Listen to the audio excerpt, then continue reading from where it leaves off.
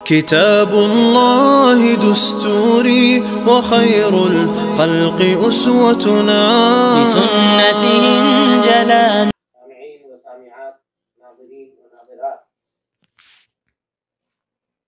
بلوغ المرام کتاب الجامع کے اس درس میں آپ تمام حضرات کا خیر مقدم ہے۔ اللہ رب العالمین ہم سب کے مل بیٹھنے کو قبول فرمائے، علم دین، علم نافع سیکھنے، اس کے مطابق عمل کرنے، اس کی دعوت عام کرنے اور اس راستے میں آنے والی مصیبتوں کی کیا ہو رہا ہے جی؟ کیوں آج اس قدر ڈسٹرب ہے؟ اس راستے میں آنے والی مصیبتوں کے اوپر اللہ رب العالمین ہم سب کو صبر کی توفیق نصیب فرمائے۔ محترم حاضرین، سامعین و سامعات، ناظرین و ناظرات، کل کے درس میں ہم لوگوں نے غصے کے تعلق سے یا غصے کی ممانعت کے تعلق سے ایک حدیث کی ابتدا کی تھی۔ حدیث کے الفاظ کو دوبارہ دیکھتے ہیں اور اس کے بعد اس کی تشریح کی انشاءاللہ آپ کے سامنے کی جائے گی۔ وعنہ یعنی وعن ابی ہریرہ رضی اللہ عنہ قال، حضرت ابو ہریرہ رضی اللہ تعالیٰ عنہ سے روایت ہے، کہتے ہیں قال رسول اللہ صلی اللہ علیہ وسلم، اللہ کے نبی صلی اللہ علیہ وسلم نے فرمایا، لیس الشدید بالسرعۃ وانما الشدید الذی یملک نفسہ عند الغضب۔ حضرت ابو ہریرہ روایت کرتے ہیں کہ رسول اللہ صلی اللہ علیہ وسلم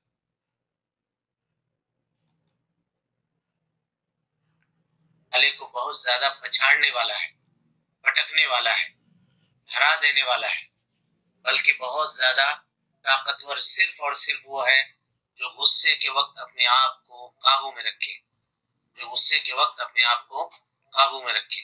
یہ حدیث متفق علیہ ہے، امام بخاری نے، امام مسلم رحمۃ اللہ علیہ نے اس حدیث کو نقل کیا ہے۔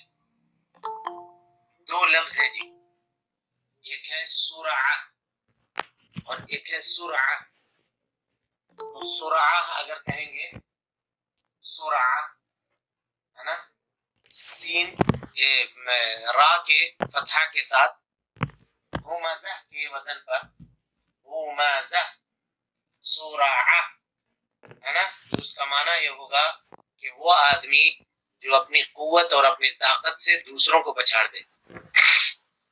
اور اگر را کی سکون کے ساتھ کہیں گے سرعہ، تو اس کا معنی یہ ہوگا کہ جو شخص، وہ شخص جسے دوسرے پچھاڑ دے۔ دونوں میں تمیز کیجئے گا۔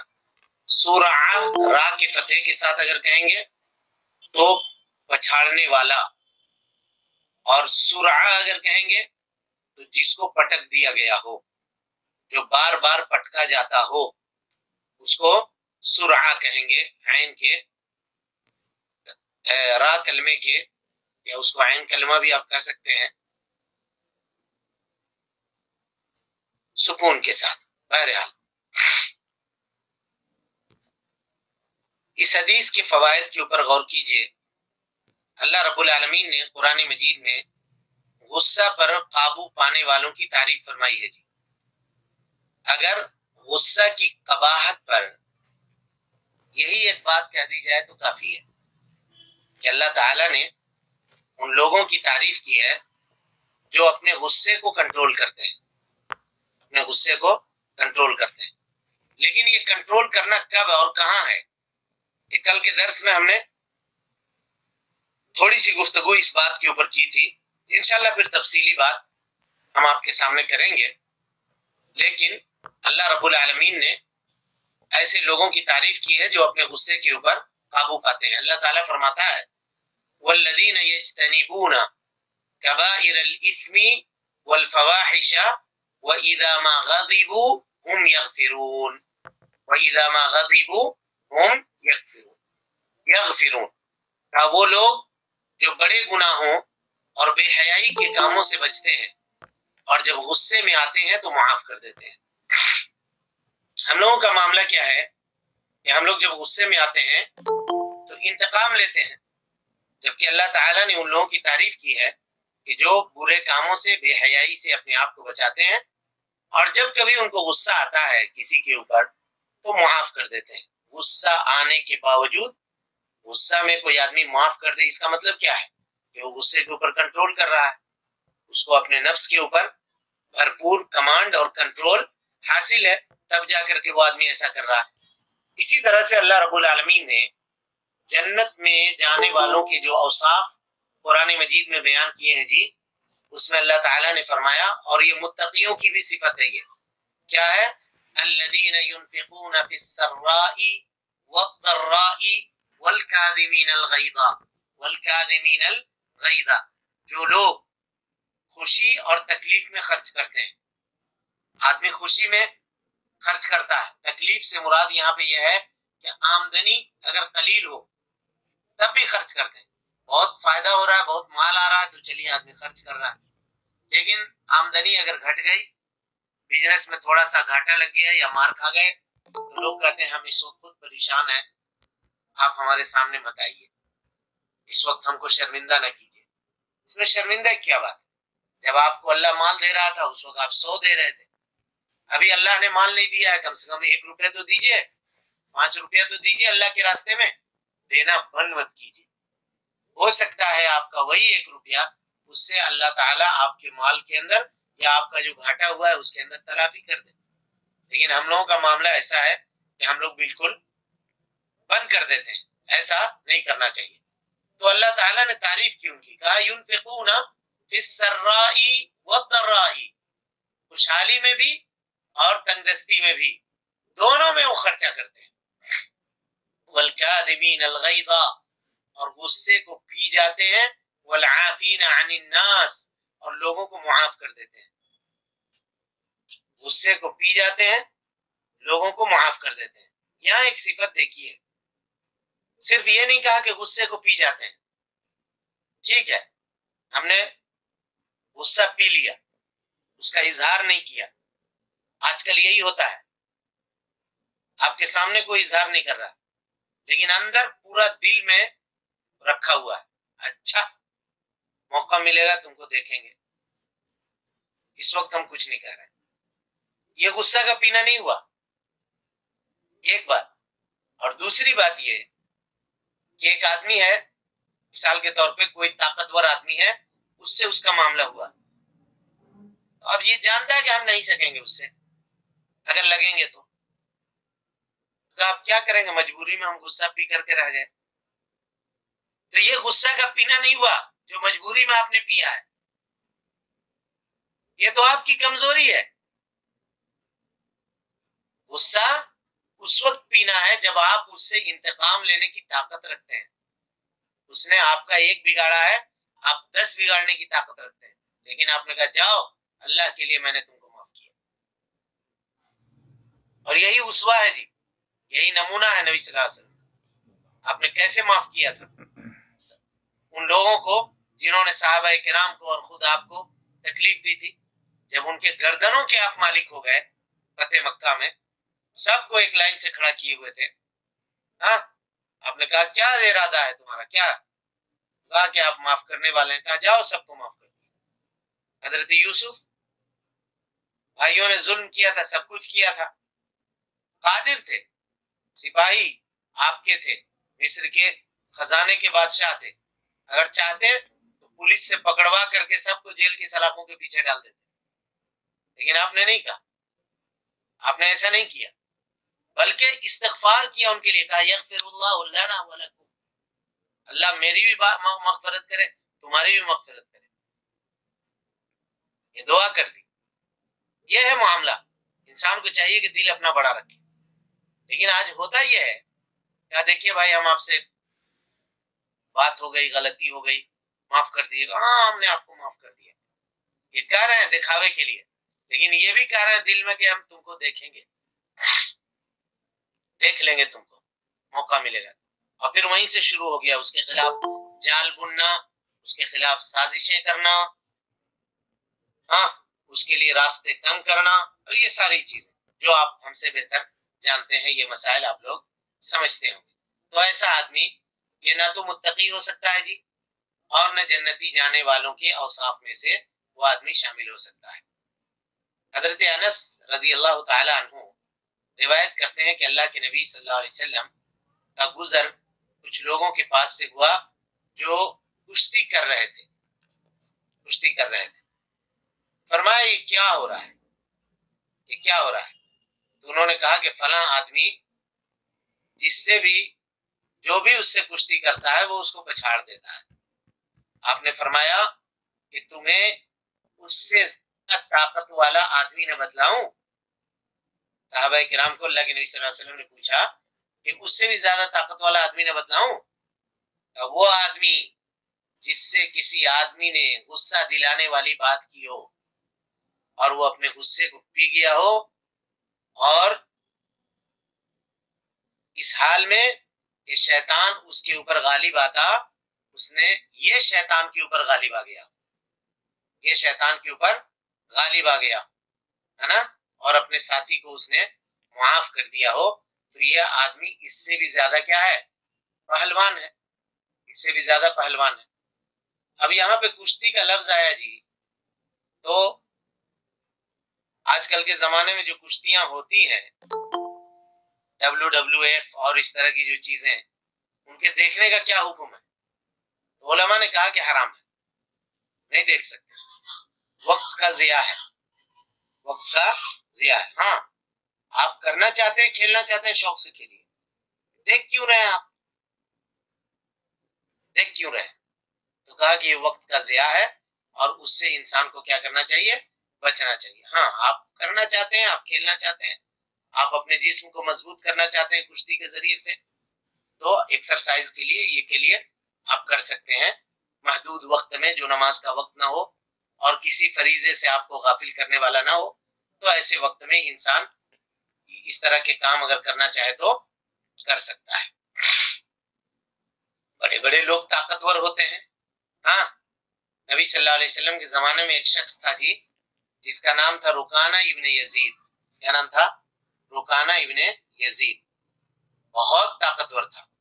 اس کے بارے میں یہ کہا جاتا تھا کہ اس کو کسی نے نہیں پٹکا تھا، کشتی میں اس کو کسی نے گرایا نہیں تھا، بلکہ اس کی طاقت کا اندازہ آپ لگائیے کہ کہا جاتا ہے کہ اس کے ایک پیر کے نیچے بیل کا چمڑا رکھ دیا جاتا تھا اور اس چمڑے کے اوپر وہ پیر رکھتا تھا رکانہ ابن یزید، اور سارے لوگ مل کر کے اس کو کھینچتے تھے، اس چمڑے کو.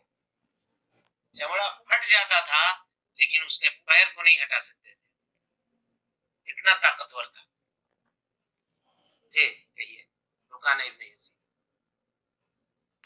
اللہ کے نبی صلی اللہ علیہ وسلم کو اس کے بارے میں پتا چلا کہ رکانہ ابن یزید اتنا طاقتور آدمی ہے. تو اللہ کے نبی جناب محمد رسول اللہ صلی اللہ علیہ وسلم نے کہا کہ ٹھیک ہے. اللہ کے نبی کے پاس آیا وہ، اور آنے کے بعد اس نے کہا کہ ہم آپ سے یہ معاملہ کرنا چاہتے ہیں، آپ سے یہ معاملہ کرنا چاہتے ہیں. تو نبی صلی اللہ علیہ وسلم سے اس نے کشتی لڑی اور آپ صلی اللہ علیہ وسلم نے اس کو کشتی میں پچھاڑ دیا. فسرعه النبی صلی اللہ علیہ وسلم، اللہ کے نبی صلی اللہ علیہ وسلم نے اس کو پچھاڑ دیا. اس سے پتا چلا کہ آپ صلی اللہ علیہ وسلم کتنے طاقتور تھے. دیکھیے صحابہ اسی وجہ سے کہتے ہیں کہ جب سخت لڑائی اور مارکا گرم ہو جاتا تو اس وقت اللہ کے نبی صلی اللہ علیہ وسلم کی بہادری دیکھنے کے لائق ہوتی تھی. بڑے بڑے جنگجو اور بہادر جو ہوتے تھے وہ نبی صلی اللہ علیہ وسلم کے پیچھے لڑتے تھے، اور آپ صلی اللہ علیہ وسلم کان مقداما، آگے بڑھ بڑھ کر کے لڑتے تھے. یہ آپ کی طاقت تھی اور بہادری تھی. غزوہ حنین میں جب مشرکین نے تیر اندازی شروع کر دی اور صحابہ کرام ادھر ادھر تتر بتر ہو گئے، بکھر گئے لوگ، تو پیارے مصطفیٰ صلی اللہ علیہ وسلم گھوڑے سے نیچے اتر گئے، جس گھوڑے پر وہ سوار تھے، اور تلوار نکالی آپ نے، اور آپ نے کہا انا النبی لا کذب، میں نبی ہوں، کوئی جھوٹا نہیں ہوں. انا ابن عبد المطلب، اور میں عبد المطلب کا بیٹا ہوں. تم کیا سمجھتے ہو کہ میں بزدل ہوں، بھاگ جاؤں گا میدان سے؟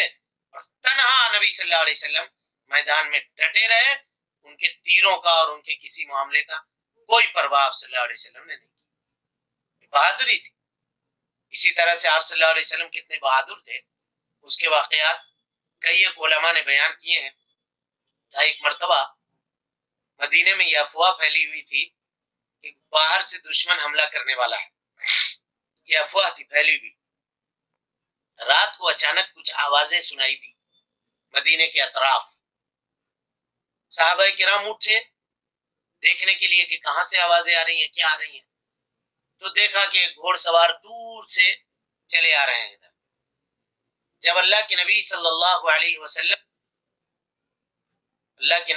علیہ وسلم نے جب صحابہ کرام نے یہ دیکھا کہ گھوڑ سوار جب قریب آئے تو دیکھا کہ نبی صلی اللہ علیہ وسلم ہے. پوچھا کہاں سے آ رہے ہیں آپ؟ کہا یہ جو آواز آئی تھی اس کے پیچھے گیا تھا. کہا جاؤ تم لوگ سو جاؤ آرام سے, میں اکیلے تمہارا دشمن بھگا کے آیا.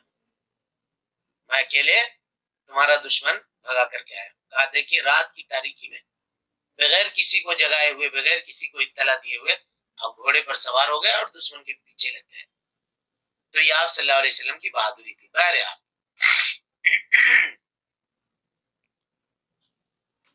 تو کہا کہ وہ آدمی طاقتور نہیں ہے, وہ آدمی طاقتور نہیں ہے جو غصے کے کنٹرول میں آ جائے, بلکہ طاقتور تو وہ آدمی ہے جو اپنے غصے کو کنٹرول کر لے.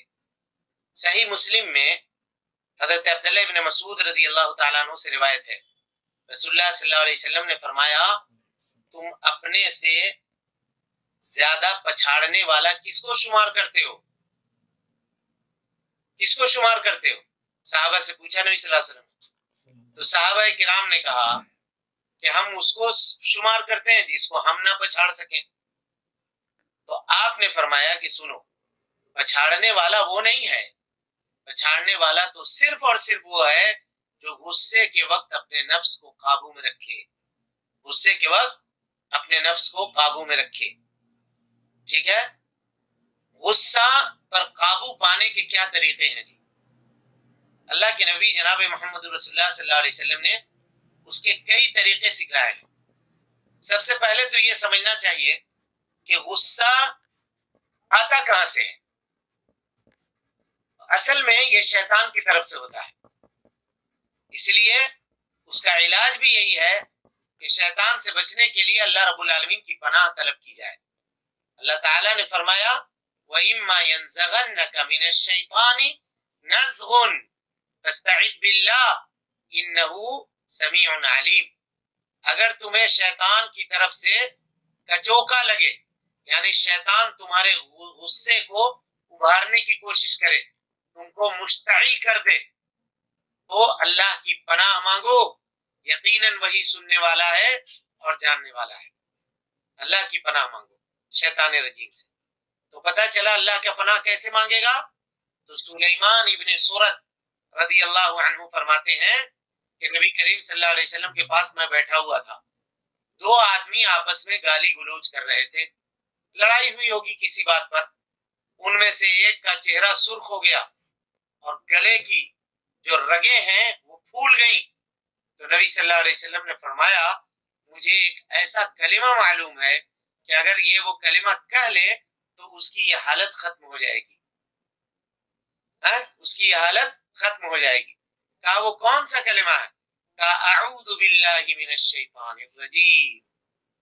تو جو کچھ اس پر گزر رہی ہے اگر یہ پڑھ لے تو جو غصے سے وہ بے قابو ہوا جا رہا ہے وہ قابو میں آ جائے گا اور اس کی یہ حالت ختم ہو جائے گی, اس کی یہ حالت ختم ہو جائے گی. یہ روایت بخاری کی ہے. اسی طرح سے ابن عباس رضی اللہ تعالیٰ عنہ سے روایت ہے, کہتے ہیں کہ رسول اللہ صلی اللہ علیہ وسلم نے فرمایا اذا غضب احدکم, جب تم میں کا کوئی آدمی غصہ ہو جائے فلیسکت, اسے چاہیے کہ خاموش ہو جائے, چپ ہو جائے, اپنے زبان بند کر لے, منہ بند کر لے, اور جب پھر غصہ ٹھنڈا ہو جائے تو بولے. اگر ایسا کرے گا تو بہت سارے معاملات سے بچے گا جی. آج کل دیکھیے گا عام طور پر یہ باتیں آتی ہیں کہ مولانا صاحب کیا فرماتے ہیں اس مسئلے میں کہ فلاں نے اپنی بیوی کو غصے کی حالت میں طلاق دے دی. اپنی بیوی کو غصے کی حالت میں طلاق دے دی. تو ہم لوگ کہا کرتے ہیں اس کے جواب میں کہ آدمی جب بھی طلاق دیتا ہے تو غصے کی حالت ہی میں دیتا ہے. تو دے دیا تم نے غصے میں، تم کو سمجھنا چاہیے. اور پھر بعد میں اب تم رو رہے ہو کہ ہمارے چھوٹے چھوٹے بچے ہیں، ہم کیا کریں گے، کوئی طریقہ بتلائیے، کوئی سلیقہ بتلائیے، کچھ کیجئے. اگر وہ آ گیا ادھر تو یعنی صحیح المسلک لوگوں کے پاس، اہل حدیثوں کے پاس آ گیا تو، اور اگر دوسروں کے پاس گیا تو پھر تو معاملہ ہی اس کا غیر ہوتا ہے. بہرحال یہاں پہ ذرا اس کی تفصیل بھی جان لیجیے. غصے کے 3 درجات ہیں. کتنے درجات؟ 3 درجات. اگر اس کو سمجھ جائیے گا نا تو یہ مسئلہ، اس طرح کا مسئلہ جو ہوگا وہ حل ہو جائے گا انشاءاللہ. اس کو سمجھیے. پہلے غصے کے 3 درجات علماء نے بیان کیے ہیں. سب سے پہلا درجہ جو ہے وہ غصے کی ابتدا ہے. غصے کی ابتدا ہے، اور یہ چیز ہر انسان کے پاس آتی ہے، اور انسان اپنے نفس کو اس سے روک نہیں سکتا. یعنی غصے کا جو ہول ہوتا ہے اور اس کا جسم یا دل جو مشتعل ہوتا ہے، یہ سب کی کیفیت ہے. یہ فطری چیز ہے، اللہ نے اس کے اندر رکھی ہے، ان بلٹ ہے معاملہ. اس کو آپ ایریز کرنا چاہیں، ڈیلیٹ کرنا چاہیں، بہت مشکل ہے. ہاں، اس پر قابو پانا ہے، اس کو اپنے کنٹرول میں لانا ہے، ہم اس کے کنٹرول میں نہ جائیں، یہ کرنا ہے. تو کہا کہ غصے کی ابتدا، غصے کی ابتدا. اور دوسری چیز ہے غصے کی انتہا.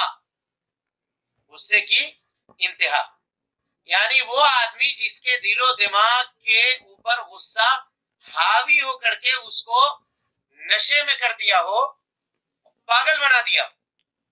کیسے پاگل بنا؟ یعنی غصہ ہوا، بول رہا ہے.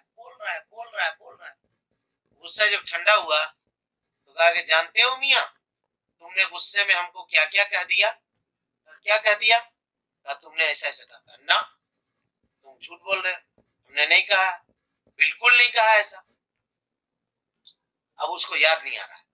تو پتہ یہ چلا کہ یہ آدمی معاف تھا اس وقت، اس کا دل و دماغ اس کے کنٹرول میں نہیں تھا. تو یہ غصے کی کیا ہے؟ انتہا ہے. ایک تو غصے کی ابتدا ہے، ابھی کیفیت طاری ہو رہی ہے اس کے اوپر، سب سمجھ رہا ہے کیا بول رہا ہے، کیا نہیں بول رہا ہے، کیا کر رہا ہے، سب سمجھ رہا ہے. اور یہ دوسری چیز غصے کی انتہا ہے، اس کے پہچاننے کا یہی طریقہ ہے. کہا غصے میں تھا اور کہہ دیا طلاق. جب ٹھیک ٹھاک ہو گیا معاملہ، پانی وانی پی کے آرام سے بیٹھ گیا کرسی کے اوپر، تو بیوی نے کہا کہ جانتے ہیں آپ نے کیا کہہ دیا ہے؟ کہا نا، کیا کہا ہے؟ آپ نے طلاق کہا ہے. نہیں، ہم نے نہیں کہا، ہرگز نہیں کہا. تو یہی پیمانہ ہے اس کا، یہی پیمانہ. اب دل کا حال تو اللہ جانتا ہے بہتر. اگر وہ جھوٹ بول رہا ہوگا تو اللہ تعالیٰ سمجھے گا. لیکن مفتی کا معاملہ یہ ہے جی، یہاں ایک بات غور کیجئے گا. اور دیکھیے بات سے بات نکل رہی ہے. لوگ کہتے ہیں مفتی اگر کوئی فتویٰ دے رہا ہے تو وہ فیصلہ نہیں سنا رہا ہے. وہ یہ سمجھ لیجئے گا، مفتی کا آدھا کام دیانت داری کے اوپر مبنی ہوتا ہے. کس کے؟ سوال پوچھنے والے کے. اسی لیے آج کے زمانے میں لوگوں نے مفہوم کو بدل دیا. اصل میں لوگ پڑھتے نہیں ہیں، سمجھتے نہیں ہیں، اور کوئی ان کو بتانے والا بھی نہیں ہے. اگر آپ نے کسی مسئلے میں کسی کو کوئی فتویٰ دے دیا تو آپ کا فون آئے گا، آپ کیسے ایسا فتویٰ دے سکتے ہیں؟ کیا آپ نے دوسرے کے معاملے کو سنا ہے؟ آپ نے ایک طرف سن کر کے فتویٰ دے دیا. ارے بھائی، فتویٰ میں اور فیصلہ میں فرق ہے یا نہیں ہے؟ ہم فتویٰ دے رہے ہیں بھائی، اور فتویٰ دینے میں آدھا کام کس کا ہوتا ہے؟ اس کا ہوتا ہے جو فتویٰ پوچھ رہا ہے. اگر اس کے اندر دیانت نہیں ہے تو ہم کیا کر سکتے ہیں؟ ہم تو اللہ رسول کا حکم بتائیں گے. فیصلہ آپ کیجئے گا تو آپ سنیے، کس سے؟ اس سے بھی اور اس سے بھی. ہم کو اس سے کیا مطلب ہے؟ کوئی آدمی نے یہ کہا کہ میں نے طلاق دے دی اپنی بیوی کو 3 طلاق. تو ہم کہیں کہ نہیں تمہارے بیوی کو یہاں بلاؤ ہمارے سامنے، ہم اس سے پوچھیں گے ہاں جی تم کو 3 طلاق دیا تھا، کب دیا تھا، کس وقت دیا تھا، تحقیق کریں تب فتویٰ دیں. کہاں لکھا ہوا ہے یہ بات؟ کہ کہاں ہے؟ کس کتاب میں؟ حدیث کے کس کتاب میں؟ آج افسوس اس بات پہ ہوتا ہے کہ علماء بھی اس کے جانب رہنمائی نہیں کرتے، نہیں بتاتے. کیوں؟ فیصلہ کرتے ہیں آپ، لیکن یہ تک نہیں معلوم ہے کہ کون مدعی ہے کون مدعا علیہ ہے. فیصلہ کہاں سے ہوگا؟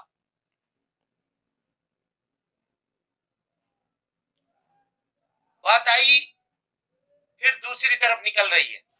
تو کہنے کا مطلب یہ تھا کہ دیانت پوچھنے والے کو رکھنا پڑے گا، وہ صحیح احوال اور کیفیت اپنی بیان کرے گا تب. اسی لیے فتویٰ دینے کے جو شروط ہے نا، علماء کہتے ہیں کہ لکھ کر کے فتویٰ منگواؤ سوال اس سے، اور دوسرے کاغذ پہ جواب نہیں لکھو، اسی کے پیٹھ پہ جواب لکھو، تاکہ کل چل کر کے وہ بدلنا چاہے تو بدل نہیں سکتا ہے، اور اس کی ایک کاپی اپنے پاس محفوظ بھی رکھو کہ دیکھو یہ تمہاری تحریر تھی، ہم صحیح جواب دے رہے ہیں یا غلط جواب دے رہے ہیں، یہ سوال پڑھو بس. اس میں اگر حدیث کے کوئی خلاف معاملہ ہے یا شریعت کے خلاف کوئی مسئلہ بتایا ہے تو اس کا مواخذہ ہوگا. لیکن یہ کیوں کہتے ہیں کہ آپ نے فلاں کا نہیں سنا، فلاں کا نہیں سنا؟ ہم فتویٰ دے رہے ہیں، ہم فیصلہ نہیں کر رہے ہیں. سمجھ گئے؟ تو اب آپ کوئی آدمی یہ کہے گا کہ مولانا صاحب اس نے تو طلاق دے دی ہے، اب بہانہ کر رہا ہے. آپ جب اس سے پوچھ رہے ہیں کہ کیا غصے میں تم کو یاد تھا جی، تو کہہ رہا نہیں یاد نہیں تھا.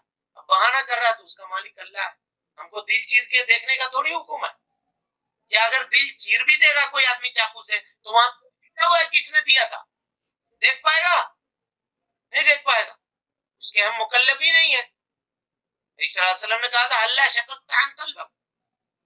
اسامہ بن زید کو کہا تھا لا الہ الا اللہ پڑھنے کے بعد انہوں نے مار دیا تھا اس کو، تو کہا تھا کہ اے اللہ کے نبی وہ تو ہم سے بچنے کے لیے کہہ رہا تھا. کہا تم اس کا دل چیر کے کیوں نہیں دیکھا؟ بچنے کے لیے کہہ رہا تھا. ہم کو ظاہر کا حکم لگانا، ہم سے جو پوچھا ہم نے اس کا جواب دیا. تو قضا میں، قضا جس کے معنی فیصلے کے آتے ہیں، اور فتویٰ میں، دونوں میں فرق ہے. یہ فرق ملحوظ خاطر انسان کو رکھنی چاہیے. غصے کی یہ دو کیفیت ہوئی جی، ایک ہوا ابتدائی غصہ اور ایک ہوا انتہا لیول کا، ایکسٹریم لیول کا غصہ. اور اس کے درمیان یہ ایک تیسری چیز ہے جو دونوں کے درمیان ہے، یعنی یہ مرحلہ ابتدائی غصے سے آگے بڑھ گیا ہے اور انتہا تک نہیں پہنچا ہے، لیکن وہ ہوش و حواس میں ہے. ہاں، لیکن اس کے دماغ کے اوپر غضب کا پہرا ہو رہا ہے، غصہ چھا رہا ہے اس کے اوپر پورے طور پر. یہ دیکھیے گا، پہلی قسم جو ہے غصے کی وہ قسم ہے جس کو ہم نے ابتدائی غصہ سے تعبیر کیا. اگر اس میں کوئی آدمی طلاق دے دے یا خرید و فروخت کا کوئی معاملہ کر لے یا کوئی فیصلہ کرے تو ایسی صورت میں اس کا فیصلہ نافذ ہو جائے گا. اس کا فیصلہ نافذ ہو جائے گا. کوئی غلام ہے اور غصے کی حالت میں اس کو آزاد کر دیا اس نے، لیکن ہوش و حواس میں ہے، ابھی غصے کی ابتدائی تھی، تو شریعت کیا کہے گی کہ تمہارا یہ قول نافذ ہے، وہ آزاد ہو جائے گا. بیچ دیا کوئی سامان، بعد میں کہہ رہا کہ نہیں ہم غصے میں تھے اس وجہ سے بیچے ہیں. تم کو یاد ہے کہ نہیں کہ تم بیچے ہو؟ ہاں بھائی یاد ہے ہم کو کہ ہم بیچے.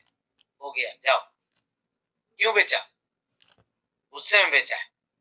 تو غصے میں تم کو اگر یاد ہے تو تمہارا یہ عمل نافذ ہو جائے گا. بہرحال یہ پہلی قسم ہوئی. دوسری قسم جس میں غصہ اس کے دماغ کے اوپر سوار تو ہو رہا ہے، غصہ اس کے دماغ کے اوپر سوار تو ہو رہا ہے، لیکن وہ کیا کہہ رہا ہے وہ سب کے سب اس کے وہ سمجھ رہا ہے. تو ایسی صورت میں علماء کا اس بات پہ بھی اتفاق ہے کہ اس آدمی کا جو معاملہ ہوگا وہ نافذ ہو جائے گا. اس آدمی کا معاملہ اگر وہ طلاق دیتا ہے یا کوئی چیز بیچ دیتا ہے یا کوئی وصیت کرتا ہے یا کچھ کرتا ہے تو ہو جائے گا. نبی صلی اللہ علیہ وسلم نے غصے کی حالت میں فیصلہ کرنے سے منع کیا ہے. لا يقضي القاضی حين يقضي وهو غضبان. کوئی بھی قاضی غصے کی حالت میں فیصلہ نہ کرے. اور اسی طریقے سے علماء کہتے ہیں کہ اس کو اگر شدید بھوک لگی ہوئی ہو تو اس وقت بھی وہ فیصلہ نہ کرے. اور اسی طریقے سے اگر اس کو زور کی ضرورت آ رہی ہو تو ضرورت کو روک کر کے بیٹھا ہوا ہے اور فیصلہ سنا رہا ہے تو اسلام نے منع کیا، کہا نہیں کرو ایسا، فارغ ہو کر کے آ جاؤ اور اس کے بعد سنو. بھوک لگی ہے کھا لو، اس کے بعد سنو. غصے میں ہو عدالت بند کر دو، کچہری بند کر دو. جب ٹھیک ہو جائے دماغ غصے کی کیفیت جاتی رہے تب آ کر کے فیصلہ کرنے کے لیے بیٹھے. یہ سب اسلامی آداب ہے. تیسری قسم آئیے اس شخص کی کہ جس نے جو غصے کی انتہا کو پہنچا ہوا کیا کہہ رہا ہے اس کو معلوم نہیں ہے، تو اس کا حکم کس کا ہوگا؟ اس کا حکم ہوگا پاگل کا. کس کا حکم ہوگا؟ پاگل کا. گویا جس طرح سے پاگل کے احکام نافذ نہیں ہیں اس کے حکم بھی نافذ نہیں ہوں گے. لیکن غصے میں کیا کیا؟ کسی کا سر پھوڑ دیا، غصے میں کسی کو ہاتھ کاٹ دیا تو کیا ہوگا؟ بولیے. کسی کو قتل کر دیا تو اس سے قصاص لیا جائے گا، قصاصاً اس کو قتل کیا جائے گا. لیکن ہاں اگر اس نے طلاق دے دی تو اس کا طلاق نافذ نہیں ہوگا. اگر وہ یہ کہے کہ ہم کیا بولیں ہم کو نہیں یاد ہے، یہ جھوٹ بول رہی ہے عورت، ہم نے نہیں کہا ہے طلاق، ایسا کہہ رہا ہے، وہ بار بار کہہ رہا ہے، تو چلیے اس کی بات اس سلسلے میں مان لیجیے گا. اور اگر جھوٹ بول رہا ہوگا تو اللہ سمجھے گا وہ. بہرحال تو یہ تینوں اقسام تھے جس کا ذکر آپ کے سامنے کیا گیا. اس میں مزید تفصیل ہے، انشاءاللہ ہم آئندہ کے درس میں اس کی وضاحت آپ کے سامنے کریں گے. رب العالمین سے دعا ہے کہ اللہ تعالی ہمیں اور آپ کو حسن عمل کی توفیق دے، ہم سب کی اصلاح فرمائے، نیکیوں کو قبول کرے، سیئات سے درگزر فرمائے، جب تک زندہ رکھے دین اسلام پہ زندہ رکھے اور جب اٹھائے ایمان پہ اٹھائے. آمین. اقول قولی هذا واستغفر الله لي ولكم ولسائر المسلمين من كل ذنب وخطيئة فاستغفروه إنه كان للأوابين غفورا. والسلام عليكم ورحمة الله وبركاته. دستوري وخير الخلق أسوتنا، بسنتهم جلا نوري لهدي الحق أرشدنا.